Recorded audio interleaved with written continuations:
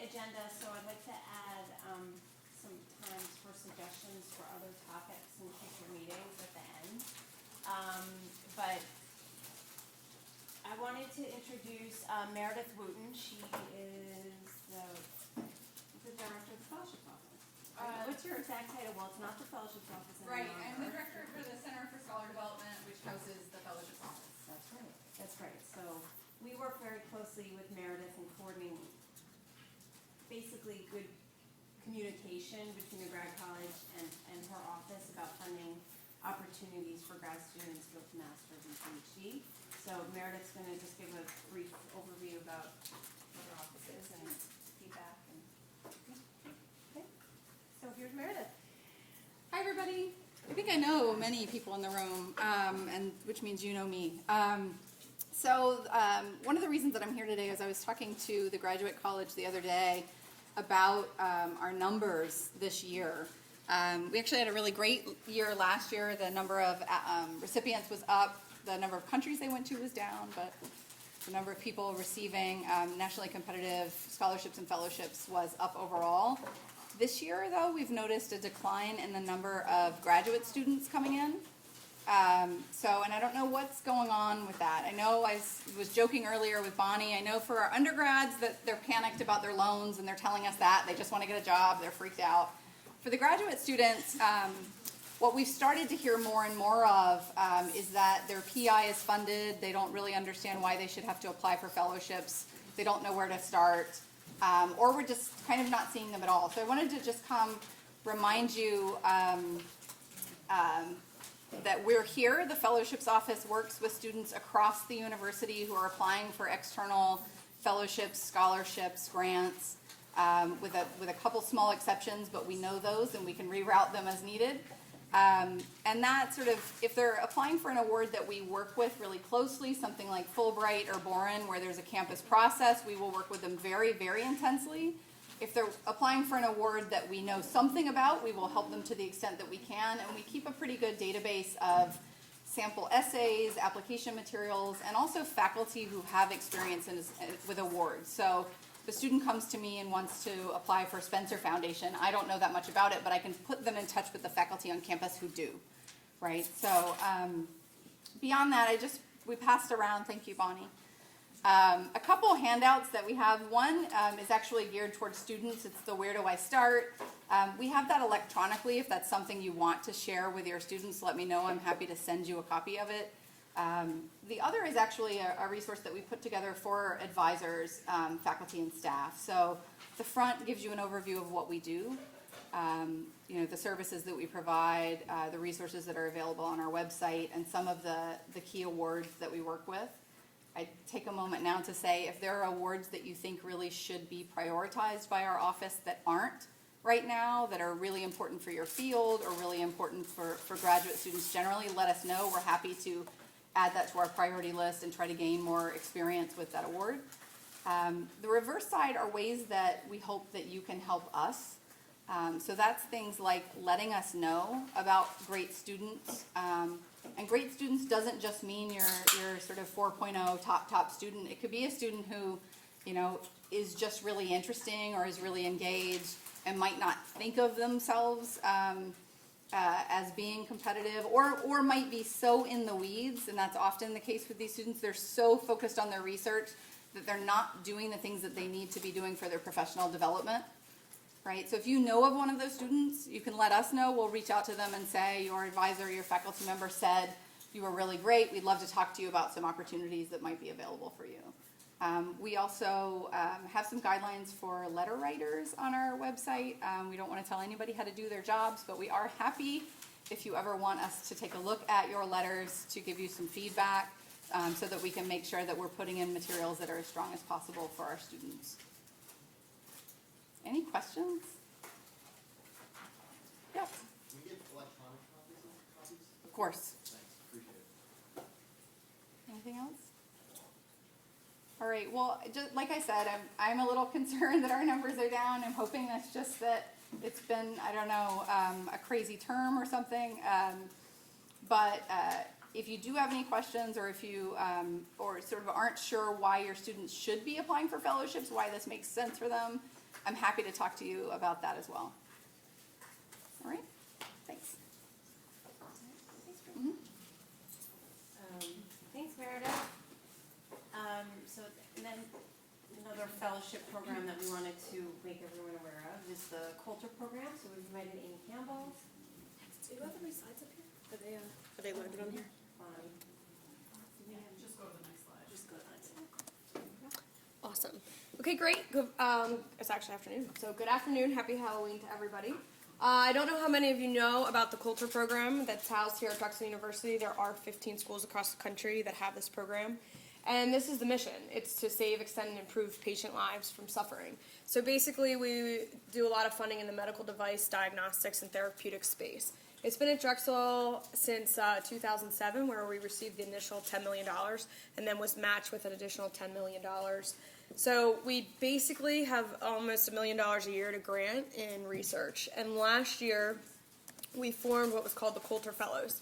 So the entire Coulter process, this just shows you really quickly where a professor has an idea, they generate the idea, we do risk assessment, they have to have IP and follow-on funding. Do we get a license out of the university or we spin a startup? The part where the Coulter Fellows comes in is the second with risk assessment. So if you have any students that are really interested in market research, market analysis, or they want to learn more about that, we would love to have more applications from anywhere in the university. They don't need to be in business. They don't need to be in biomedical engineering. We're also teaching them a lot about how to call a company and ask about information that they have.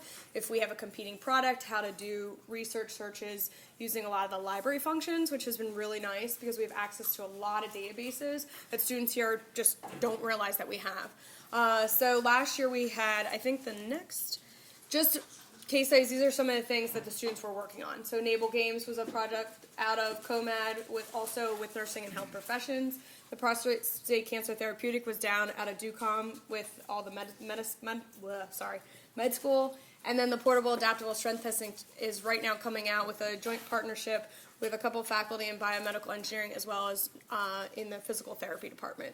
So most of the grants are also pretty interdisciplinary in terms of we have to have the faculty member be at Drexel.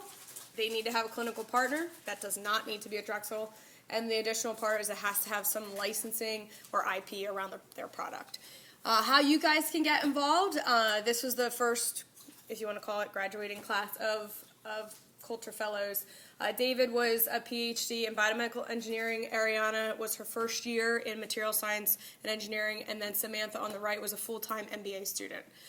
They all got to pick, actually, the projects that they wanted to work on, and then we worked with them on, how to begin the market analysis research, who to call, put them in touch with different people on campus, and then they also met with their teams, of the Drexel faculty and clinicians to get ready for the pitches, because we do a first pitch in front of our oversight committee.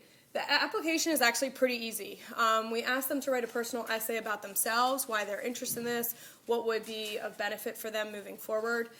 2 email recommendations. I've tried to make it really easy in terms of not having people have to write an entire page, but just for a lot of these students, they've had some industry experience, so sometimes their managers will write the note or also one of the faculty members. Their GPA, if they've started, Samantha was just starting her full-time MBA here. We took her undergraduate GPA, but we just kind of asked that as a gauge of, are they going to show up? Are they reputable? Those types of things. And then we asked for their resume too, just so we can kind of tie in and ask the right questions about them. One of the things, it's not required, but I would and generally do, if people have interest, please feel free to email me. And what I generally do is sit down with the student one-on-one and kind of talk them through, like, this is what the program is, this is what's expected of you. Just for them to get a little, right now, because it's growing, I have the time. I can definitely sit down and kind of explain if we think it's a good fit for them and how to move forward. So, this is only the second year. Thank you so much for having me come here. You guys see, I'm sure, students every day that are phenomenal that would fit in this program. Please do not hesitate to contact me if you find some of those students. Love to see more applicants. We would really like to keep it still small just in the beginning so that we're not inundated with 15 students and we don't have 15 projects for them to work on. But the other really cool thing is that they will all get exposure to the Office of Tech Transfer here at Drexel. So that's another thing, that they're going to be able to get to meet people across the university, and that's all about Drexel's mission, and working together, translational research. So it's super fun. Thank you again for having me. If you have any questions, please don't hesitate to email me or call me. Thanks. Thanks, Amy. Do I go forward? Oh, maybe I'll go back to you. Thanks. Thanks. Thank you. Thanks, Amy. So just quickly, a few, is Adam here? Adam is not here. Okay. So just a few grad college updates. I'm sure many of you have heard about the RCR course. Maybe not.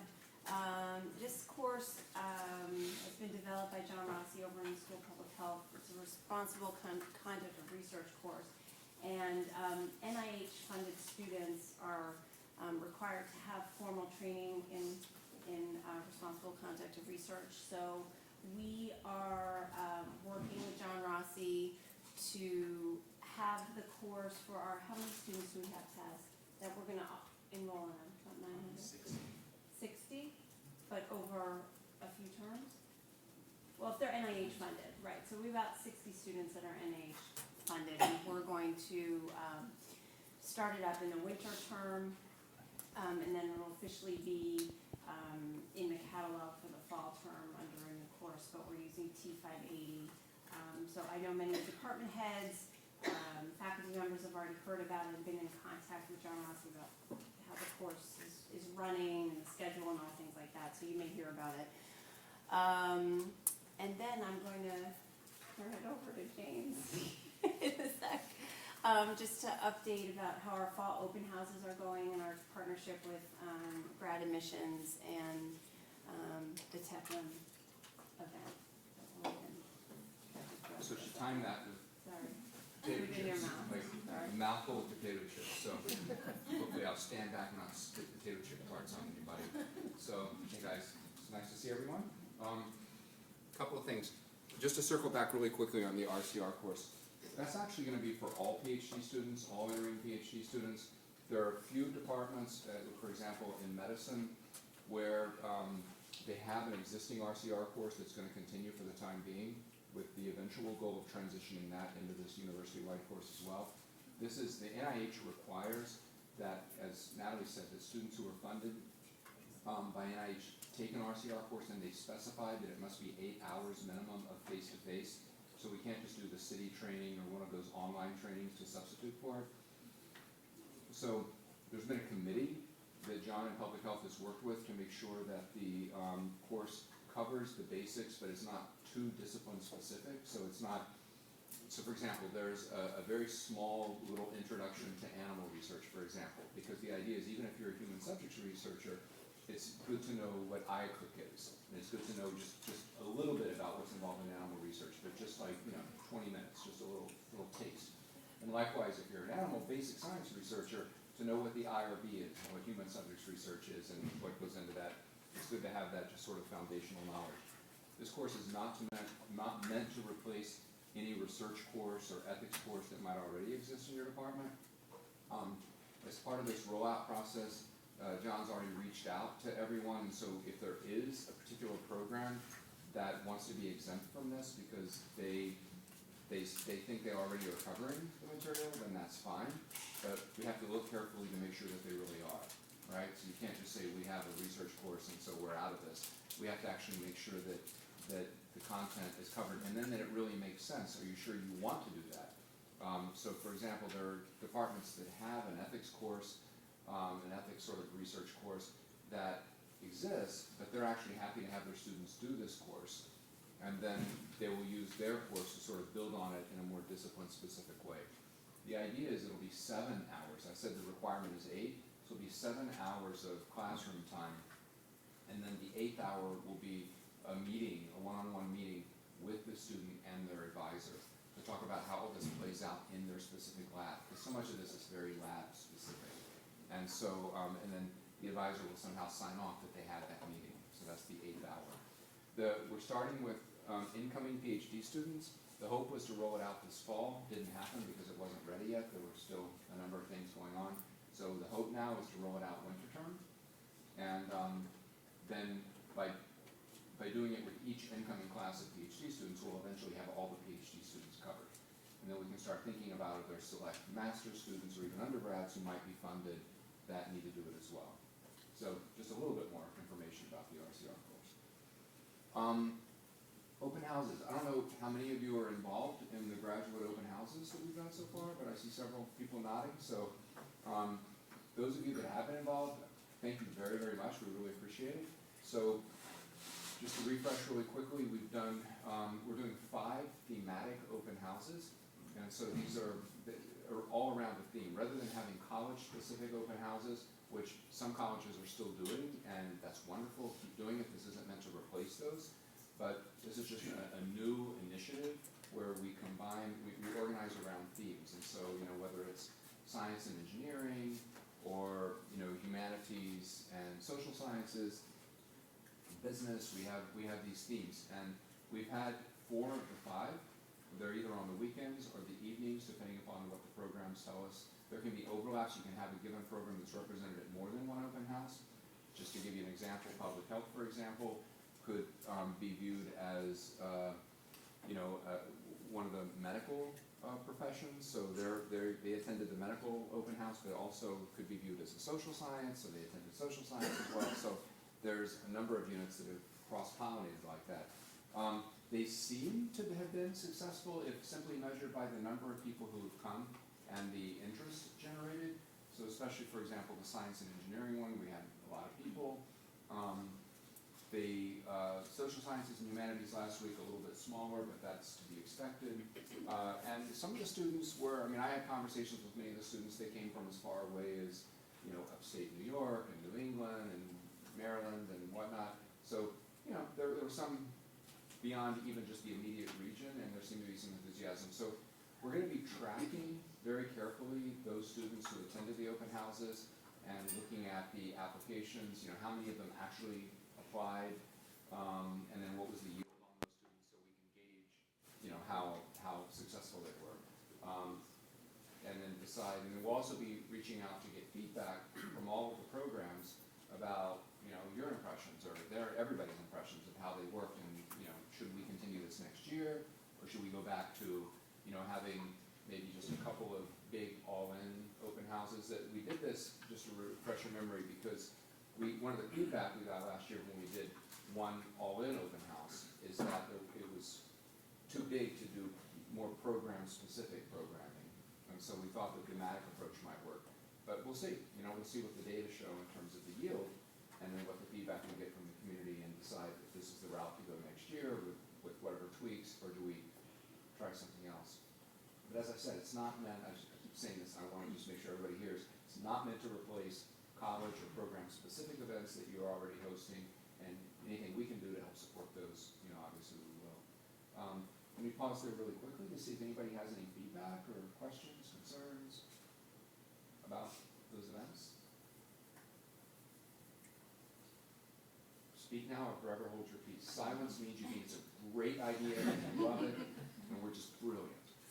So, great, silence. Are you tracking the source of the student contact? For example, you ran a pretty strong public media campaign, and I'm wondering if you're tracking the other ones. We are, as best we can. So they're tracking where they first clicked into the system, from where they first clicked into the system to get to the landing page to register. So they are tracking that.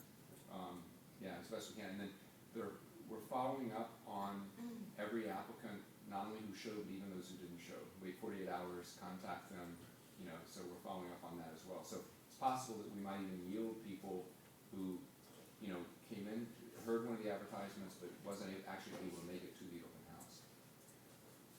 So tracking as best we can, all of that to be able to yield. If you think about it, we hope to yield a lot of students, but for any given program, if you yield, 2 students, from the event, and I'm talking about revenue-paying master students in particular, then, it way more than pays for, if you just do the math, right, in terms of the revenue, way more than pays for the faculty and staff time to show up for the event. couple hours. But hopefully we'll get more than just a couple of students, but I'm just saying. And I know this is a really big endeavor for everybody involved. But I've also, is there going to be any kind of follow-up later? 'Cause scheduling and timing, some people might come now because they have an interest, but are we going to do any kind of extra follow-up later or test the timing of when we hold these events? Because it could have an impact on yield as well. Yeah. So we haven't yet planned what we're doing in the spring, and to be quite frank, a lot of that depends on budget, the budget situation, because the most of the expense for these events, even though it was a partnership between us and EMSS and the individual colleges and schools, most of the expense was borne by EMSS. And so in the spring, we definitely want to do some events in the spring as well, but some yield events. But we don't really know what those will be. The timing of these, doing it in the fall, that was a consensus of the associate deans. So we all met, the associate deans and the EMSS people, to say sort of when is the best time overall that people do their initial shopping about grad programs. And the strong consensus was the fall. But there may be for specific programs that doesn't happen, like some of the business programs, for example, until spring. So we need to do some stuff as well. We do our own materials. Yeah, you do your own, which again, we'll support.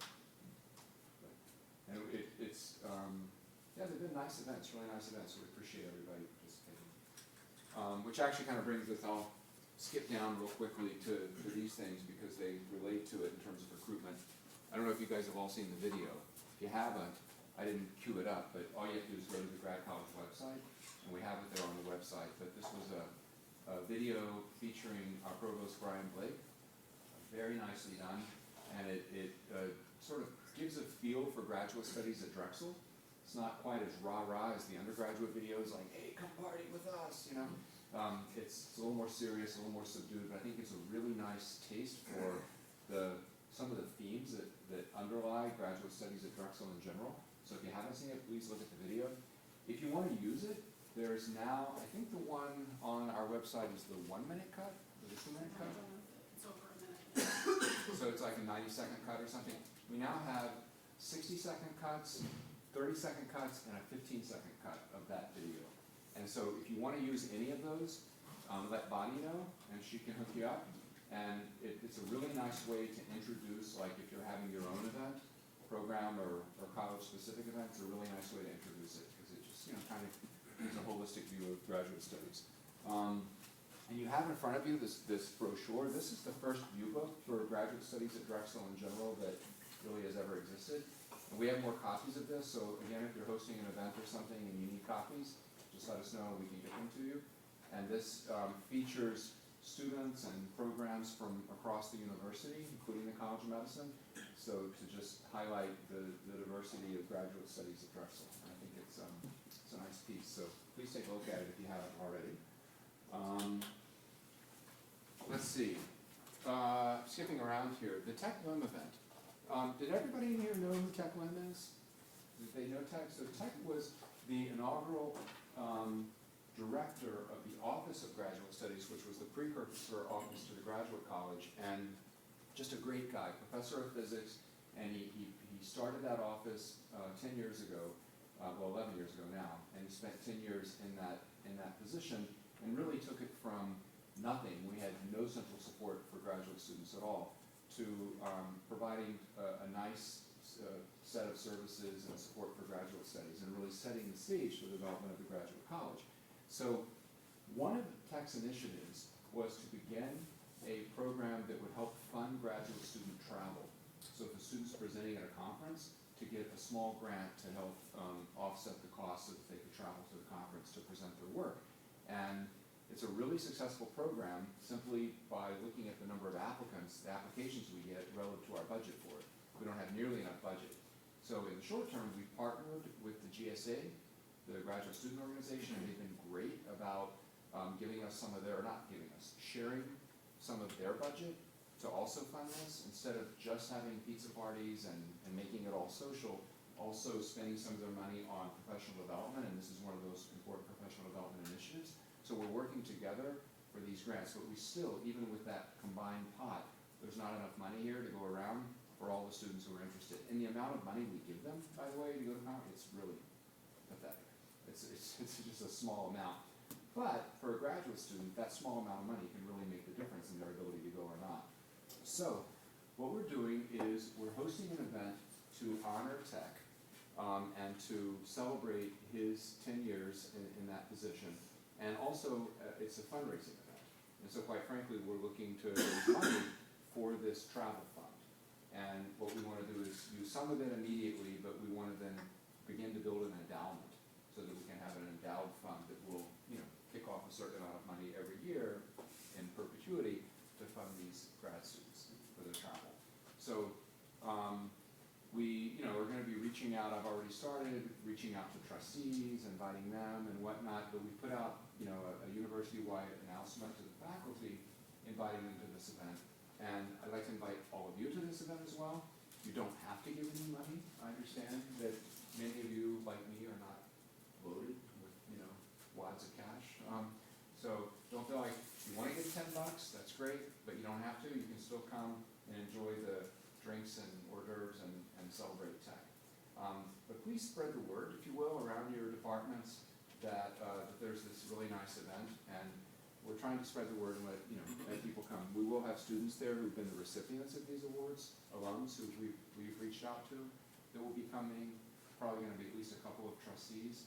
I know at least one trustee's already from the university board's already made a gift, and we do have an anonymous gift, a matching gift to kick it off for $20,000 that will match up to $20,000 whatever gifts come in.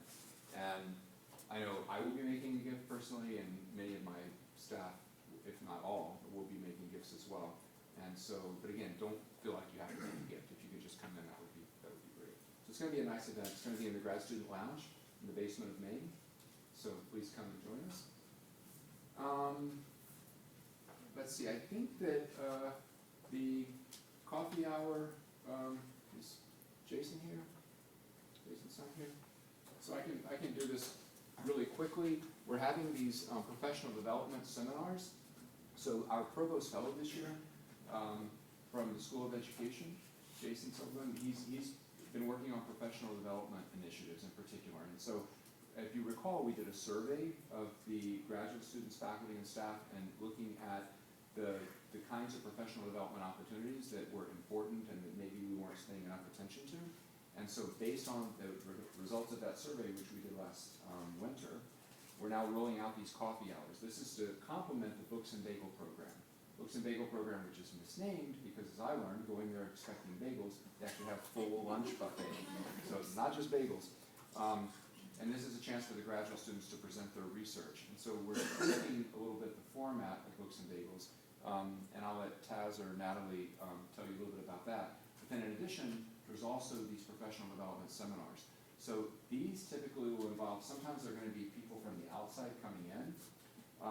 So for example, people in industry, whether alums or just other partners we have in industry coming in and talking about, let's say, non-traditional job tracks for PhDs. So instead of going into academia, industry jobs. But in addition, some of them will be panels of faculty, like the one that's coming up, which will be a panel of faculty from different disciplines, ranging from the humanities to engineering, sciences, talking about grant writing. So that was one of the themes that the grad students, and these are open to all grad students, any of you that want to come as well. So open to all grad students, master's students, and doctoral students. So we stop there, and do one of you guys want to talk a little bit more about Books and Bagels or add anything to the coffee hour seminars? Natalie, Taz? Yeah, I can talk about Books and Bagels a little bit. So since Books and Bagels is a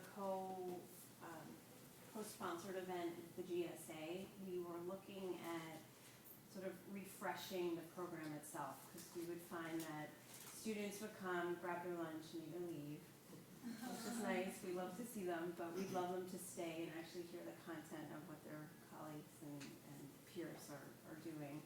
But we also were finding that a lot of the content that the students were presenting was pretty detailed research presentations, and a lot of our students were using it as a dry run for their either dissertation presentations or different things, and it was very technical. And since it's open to everyone and there's cross disciplines there, someone who's not an astronomer or not a materials engineer, may not absorb the impact of the discussion. So what we've done is we've actually worked with GSA has created a new application form to really say, basically pitch your idea in 3 sentences. Pitch your presentation in 3 sentences. And if you can describe it in lay terms, then, that's really interesting, because we want to really talk about the interdisciplinary flavor of Drexel and all the interesting things to do. And I think we get siloed in our projects, and that's equally as important. But Books and Bagels, the spirit of the program is really much broader. So we are having our first one fall, I guess, on Friday. We have a student from the law school, and then Tara, do you know who the other student is? Yeah, I think it's an engineer, but so we're broadening the scope and the presenters. So we always encourage, like as James said, we encourage you guys to attend. Just say hi or encourage your students. And if you have a student that you feel has a topic that would resonate with their classmates, or you think that there could be, and they can use this as a practice, but I think it just has to be broad. That's our hope. So just send them our way, and we'll direct you to the new sign-up form. And then if any of you want to moderate, that's also good. We always look for our faculty members, staff, administrators, whoever would maybe like to volunteer in that way. That would be appreciated as well. Taz, do I have anything else for Books and Bagel? Yeah. This Friday at 12 in the lounge, and then we're doing it we're alternating with Jason's professional development. So that's Books and Bagels. And then, do you have any other announcements, James or Adam? Adam, you want to talk about the grad minors? Sure. Briefly? Grad minors are going great. You want to come up here, Chris? We have you on camera. So, this is another one of our initiatives, and so Adam, tell you about where we're at. Is everybody aware of the graduate minor initiative?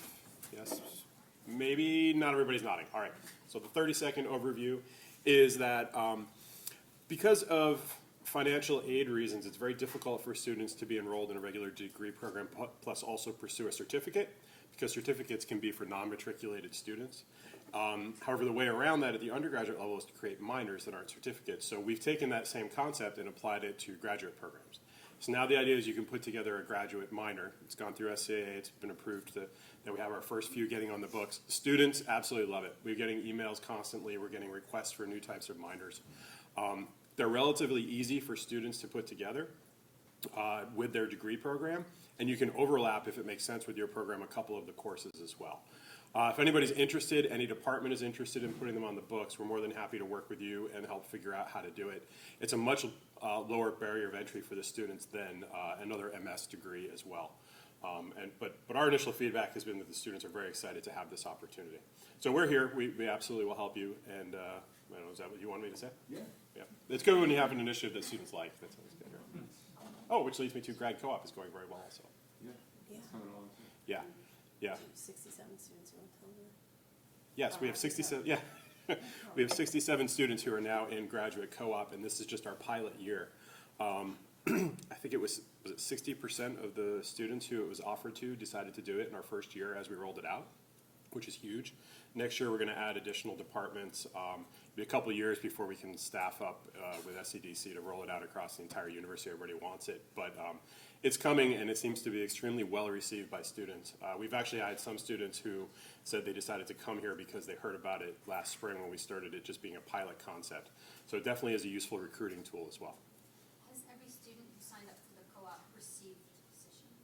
We don't know yet because the co-ops will be next summer. They're just in the co-op 101 class right now. Yeah. And correctly so, SCDC is putting a lot of work into not overlapping graduate and undergraduate co-op programs. The last thing we want to do is cannibalize our successful undergraduate program and have companies only taking the graduate students and ignoring the students who are maybe in their sophomore year. So we're keeping the two separated and developing new job opportunities. Are the cycles the same? No. They're actually not, and that's part of the not cannibalizing the programs. So it's going to be the summer term or summer and fall for the graduate co-op. Oh, they can just do one round, Wait, there is a 3-month a 3-month? There can be a 3-month option, yes.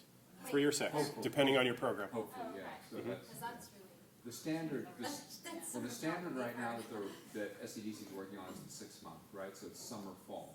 But if you want to do a 3-month, then we just need to have a conversation with them about Yes. it. In theory, yes, we could figure out a way to do a 3-month co-op, but they, right now, their model is the 6-month co-op. So you just need to, we need to work with you on that, because that's not, they don't Yes. have it in place yet, but.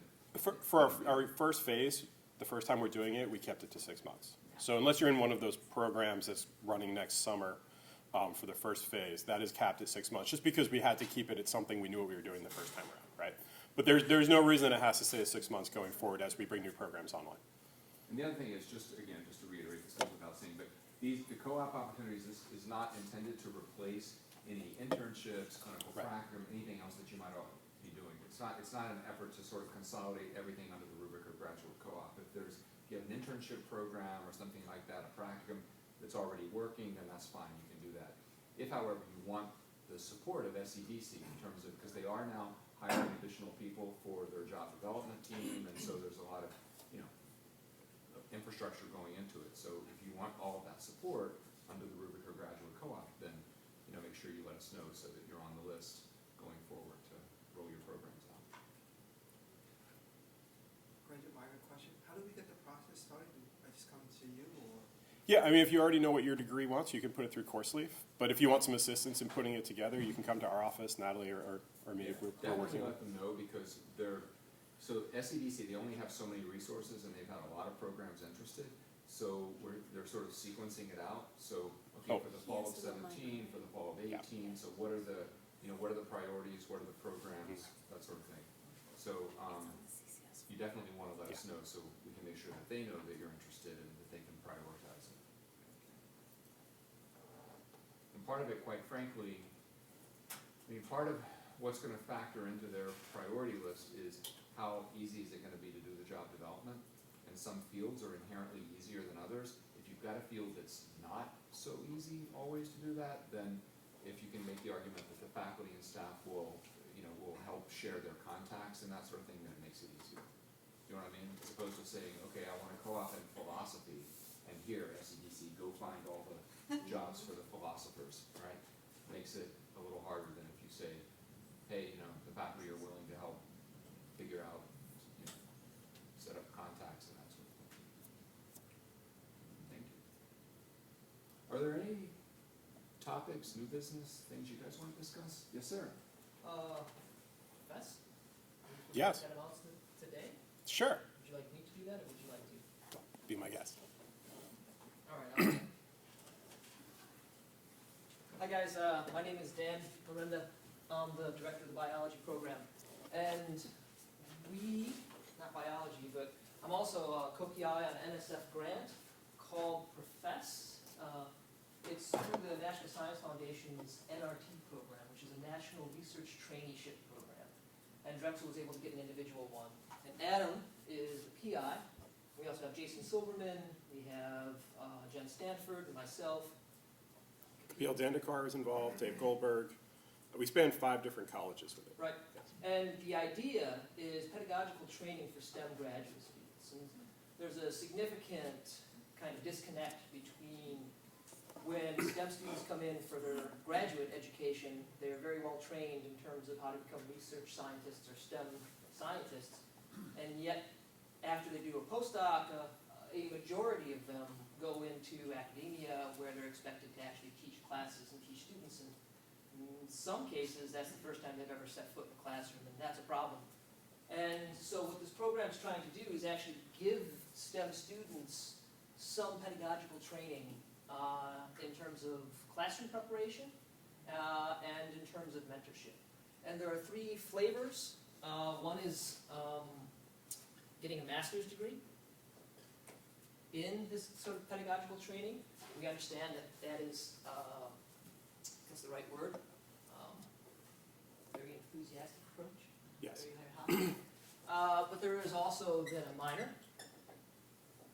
or a certificate, or you can just take a single class, and that's going to be more training than what a lot of students are going to get. This is rolling out, we think, next quarter. And so I'm speaking to the directors and the admins in the STEM disciplines. If you're interested, you're going to be hearing a lot about this. If you're interested, contact Marissa Dietrich. Can you guys see that all right? And it's 571, or extension 3233. Her email is madmad467@Drexel. Professor stands for Pedagogical Readiness Oversight for Future Educators in STEM Subjects. That wasn't forced in or anything. No, no. And NSF doesn't like acronyms at all. So, are there any questions about this? You'll be hearing a lot from us soon. It's probably worth mentioning that it's a fluid process. We didn't have the minor in existence when we wrote the proposal. And so if you have your students take it and have feedback on what they'd like, we really want to hear this. That's the purpose of the grant, was to run the pilot phase and figure out what can work and what doesn't. Thanks, Dan. All yours. I don't know. Thanks, Dan. No, just a quick question about the grad minor. Just we're putting it on the grad co-op and grad minor are going to go on the CCS form. So if you have a student who is interested and fulfills the requirements and everything, you can just use the change curriculum status form. Which brings me to a quick ABT update. I think probably everyone in the room has been trained on ABT. If you haven't, let me know.